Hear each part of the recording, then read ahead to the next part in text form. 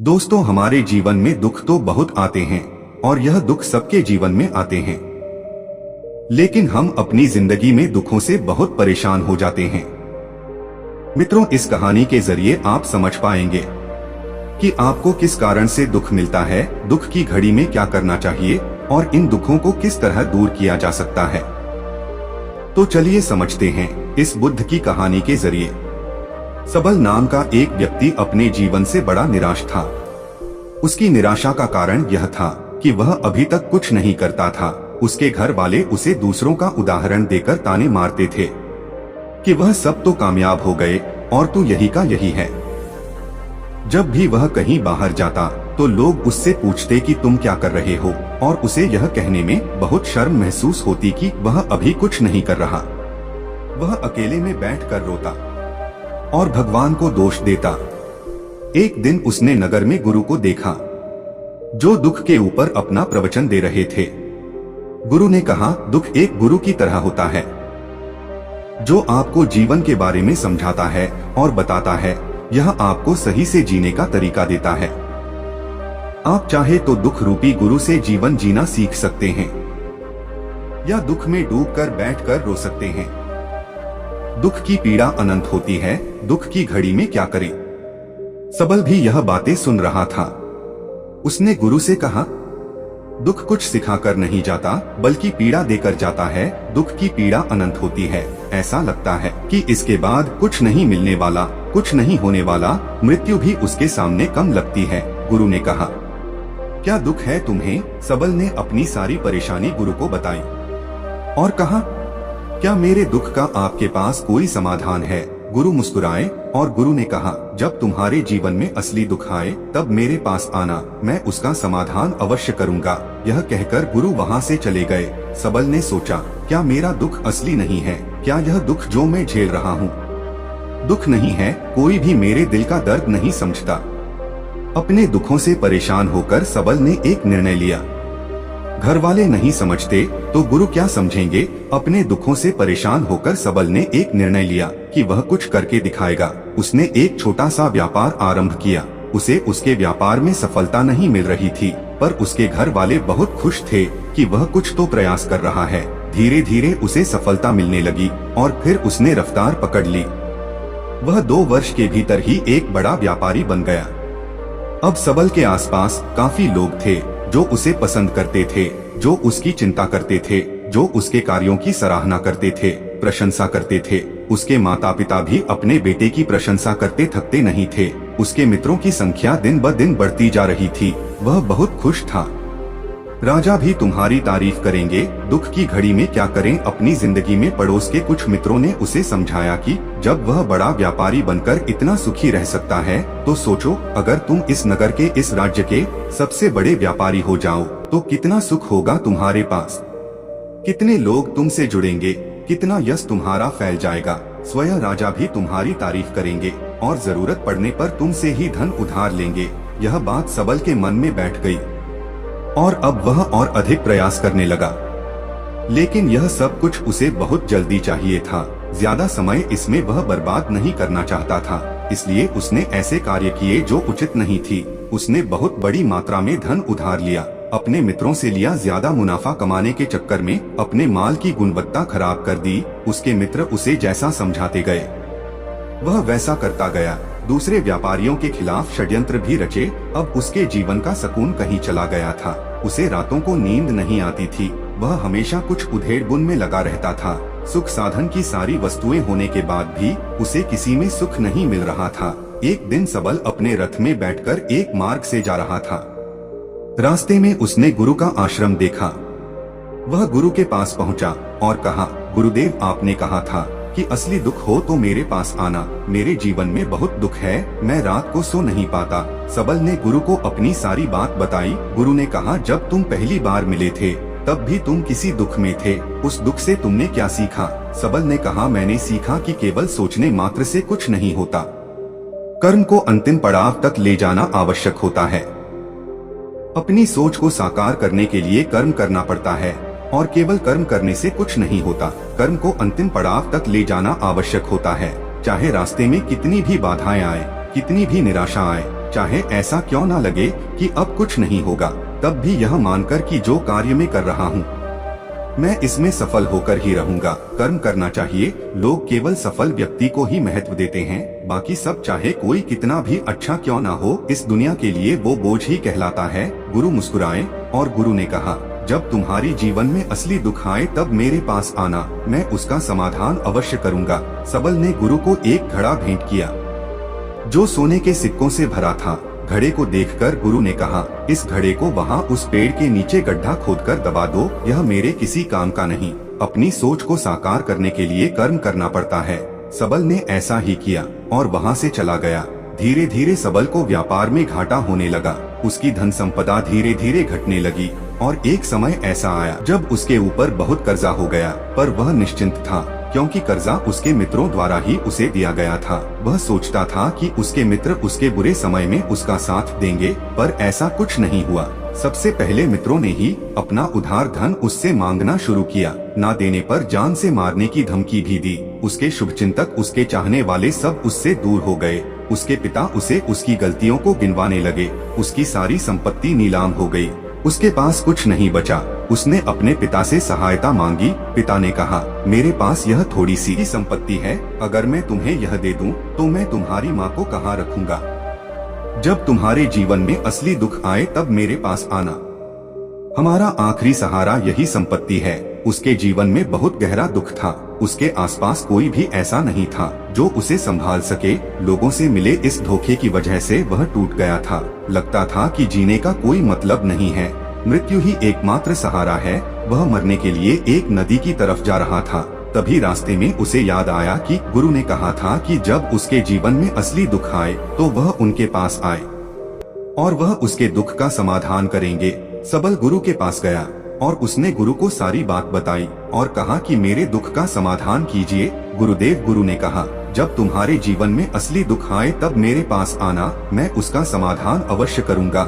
सबल ने कहा, असली दुख क्या होता है गुरुदेव? क्या अब जो मेरे जीवन में घट रहा है वह दुख नहीं है?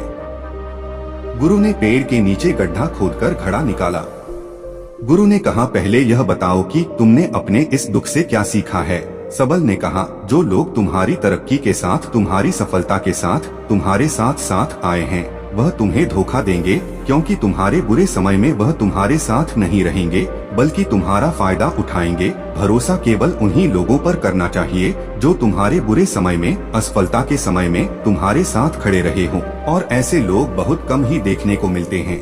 जिन्हें मिलते हैं उन्हें हमेशा उनकी कदर करनी चाहिए। कभी किसी के खिलाफ षड्यंत्र नहीं करना चाहिए। ईमानदारी और धैर्य के साथ काम करना चाहिए। लालच नहीं करना चाहिए। गुरु ने पेड़ के नीचे गड्ढा खोदकर घड़ा निकाला जिसमें सोने के सिक्के भरे थे और वह घड़ा सबक को दे दिया और कहा, जब असली दुख हो तभी आना। सबल ने गुरु को प्रणाम किया, धन्यवाद दिया और वह घड़ा लेकर चला गया। उस धन से उसने दोबारा व्यापार शुरू किया और अब वह छोटा सा व्यापारी बनकर भी खुश था और ईमानदारी से काम करते करते वह एक बड़ा व्यापारी भी बन गया। हालांकि इसमें उसे अब कुछ समय लगा, लेकिन अब वह खुश था। उसका जीवन खुशियों से भरा था। लेकिन आप कितने ही अच्छे हैं, कितना ही अच्छा काम करते हो, दान करते हो, पुण्य करते हो, लोगों की मदद करते हो। जीवन में दुख सबके आता है, तो सबल के जीवन में भी दुख आया। उसके माता पिता की मृत्यु हो गई। वह दोनों एक ही दिन मृत्यु को प्राप्त हो गए। सबल अपने माता पिता से बहुत प्रेम करता था, इसलिए उसे बहुत गहरा आघात लगा। वह उन्हें शमशान ले गया। वहाँ पर उनकी अंतिम क्रिया की गई। सबल ने उन्हें चिता में जलते हुए देखा। उसका मन बेचैन हो गया। उसके मन में हजारों सवाल खड़े हो गए। वह घर वापस आया तो उसने अपने माता पिता की संपत्ति को देखा जिसके लिए वह हमेशा लड़ते रहते थे। आज वह लावारिस पड़ी थी। उसकी देखरेख करने वाले, उसके लिए लड़ने वाले चले गए थे। उसके पिता ने जो भी इकट्ठा किया था सब यही रखा था। एक दिन पहले तक भी वह अपनी संपत्ति के लिए किसी से भी लड़ने के लिए तैयार थे, पर आज नहीं। उसका मन बहुत बेचैन हो रहा था। लग रहा था जैसे कुछ खाली है, कुछ अकेलापन है, कुछ डर है, कुछ है जो समझ नहीं आ रहा। इसलिए वह गुरु के पास पहुंचा। गुरु ने सबल को देखते ही कहा, क्या कोई दुख है? सबल ने कहा, जीवन में वैसे तो कोई दुख नहीं है गुरुदेव, सब ठीक है, सब सुख है, पर आज मेरे माता पिता की मृत्यु हो गई और मेरा मन बहुत दुखी है। गुरु ने कहा, इसमें दुखी होने वाली क्या बात है? एक दिन सबके प्रियजनों को मर जाना है। जीवित तो यहाँ कोई ना रहा और ना कोई रहेगा। तुम भी एक दिन मर जाओगे, हो सकता है कल या कहो आज, या कहो तो अभी तुम मर सकते हो। सबल ने कहा, गुरुदेव आप यह क्या कह रहे हैं? मैं भी मर जाऊंगा, पर अभी तो मैं जवान हूँ। गुरु ने कहा, इस प्यारे से भ्रम में तो सब जीते हैं कि मृत्यु बूढ़ों को आती है, जबकि उनके सामने ही जवान मर जाते हैं, बच्चे मर जाते हैं। मृत्यु का किसी की उम्र से कोई लेना देना नहीं है। गुरु के मुख से यह बातें सुनकर सबल वहाँ से चुपचाप चला गया, पर उसका मन जैसे बेचैन हो गया था। वह कुछ खालीपन सा महसूस कर रहा था। दिन रात वह अपने बारे में ही सोचता रहता कि वह क्या कर रहा है, वह क्या है, क्यों है, कैसे हैं, हम क्या हैं, हम करने क्या आए हैं? क्या बस चीजों का उपभोग करना है और मर जाना है? उसे कोई जवाब नहीं मिल रहा था और उसका दुख बढ़ता ही जा रहा था। कुछ दिन बाद वह वापस गुरु के पास पहुंचा और गुरु को सारी बात बताई। गुरु मुस्कुराए और गुरु ने कहा, आज पहली बार तुम्हारी जीवन में असली दुख उत्पन्न हुआ है। वास्तव में यही है जो दुख कहलाने लायक है कि हमें नहीं पता कि हम क्या कर रहे हैं, क्यों हैं, कैसे हैं, कौन हैं हम और हमें क्या करना है। सबल ने कहा, गुरुदेव मेरे दुख का समाधान कीजिए। गुरु ने कहा, हम सब अपनी जीवन भर क्या इकट्ठा करते रहते हैं? सबल ने कहा, गुरुदेव सभी लोग धन संपत्ति, मान सम्मान, प्रेम, परिवार, मित्र, शत्रु, पद, प्रतिष्ठा इकट्ठा करते रहते हैं। गुरु ने कहा, क्या इनमें से कुछ भी इकट्ठा करके हम अपने साथ ले जा सकते हैं? सबल ने कहा, नहीं गुरुदेव, इनमें से कुछ भी साथ नहीं जाता।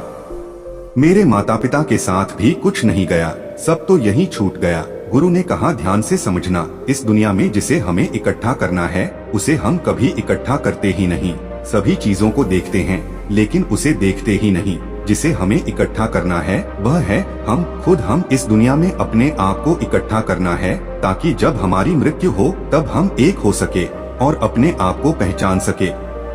हम बटे हुए हैं प्रेम में, नफरत में, क्रोध में, क्रूरता में, धन में, संपत्ति में, पद में, प्रतिष्ठा में, सम्मान में, पहचान में, धर्म में, जाति में, दूसरों को लूटने में और अपने आप को लुटाने में, और ऐसी ही हजारों लाखों छाव में, वासनाओं में हम बटे पड़े हैं। हम टुकड़ों में जीवन जी रहे हैं। हमारी चेतना कभी एक नहीं हो पाती। हमारी ऊर्जा शक्ति बिखर गई है, इसलिए हमारे पास इतना भी समय नहीं है या इतनी भी शक्ति नहीं है कि हम मुड़कर अपनी ओर देख सकें। वास्तव में लोग जिंदगी भर जिन्हें दुख दुख कहकर चिल्लाते रहते हैं और उनका समाधान खोजते रहते हैं, उन्हें उनका समाधान कभी मिलेगा ही नहीं, क्योंकि जिन्हें वह दुख कहते हैं वह दुख है ही नहीं। इसलिए यहाँ किसी को कभी उनके दुख का समाधान नहीं मिलता। वह बस एक परिस्थिति से छूटकर दूसरी परिस्थिति में फंस जाते हैं। जैसे वह पहली समस्या में रो पड़ते थे वैसे ही वह दूसरी समस्या में रो पड़ते हैं। हमेशा ही एक ही समाधान नजर आता है, वह है मृत्यु, पर वह भी कोई समाधान नहीं है। इसलिए इन सब का अगर परम समाधान चाहिए तो अपने आप को इकट्ठा करो, अपनी ऊर्जा को इस संसार से वापस खींचो, उसे एकत्रित करो, अपने ऊपर ध्यान दो, अपने पर ध्यान लगाओ। मृत्यु से पहले अपने आप को पहचान लो, ऐसे ही बिखरे हुए मत चले जाना। सबल ने कहा, तो क्या गुरुदेव हमें यह संसार छोड़ देना चाहिए? अपनी इच्छाओं को मार देना चाहिए? धन संपत्ति इकट्ठा नहीं करनी चाहिए? क्या हमें यहाँ किसी से प्रेम भी नहीं करना चाहिए? गुरु ने कहा, तुमसे इच्छाएं, कामनाएं और वासना ऐसी ही निकलती है जैसे पहाड़ से कोई पत्थर गिर रहा हो जिस पर पहाड़ का कोई नियंत्रण नहीं है, सिवाय देखने के और परेशान होने के और कुछ खोने के।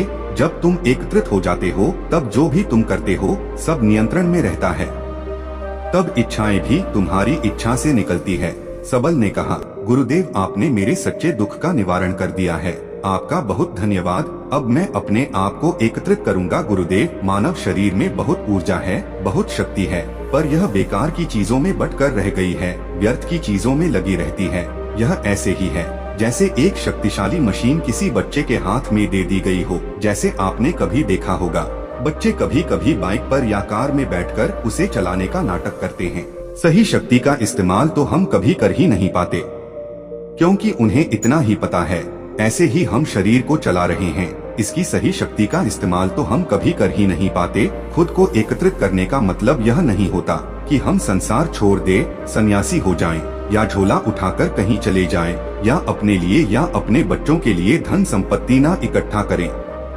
जैसे जब बच्चे बड़े हो जाते हैं तब वह बाइक या कार को चलाकर लंबी दूरी की यात्रा आसानी से कर सकते हैं, नहीं तो बाइक या कार वही खड़ी रहेगी और हमें यह वहम रहेगा, भ्रम रहेगा कि हम कहीं जा रहे हैं, जैसा कि बच्चों को होता है, पर हम कहीं नहीं पहुंचते। तो यही था दुहक की घड़ी में क्या करें। दोस्तों, उम्मीद करता हूँ यह कहानी आपको जरूर अच्छी लगी होगी। हमें अपनी राय कमेंट बॉक्स में जरूर बताएं। वीडियो लास्ट तक देखने के लिए बहुत बहुत धन्यवाद।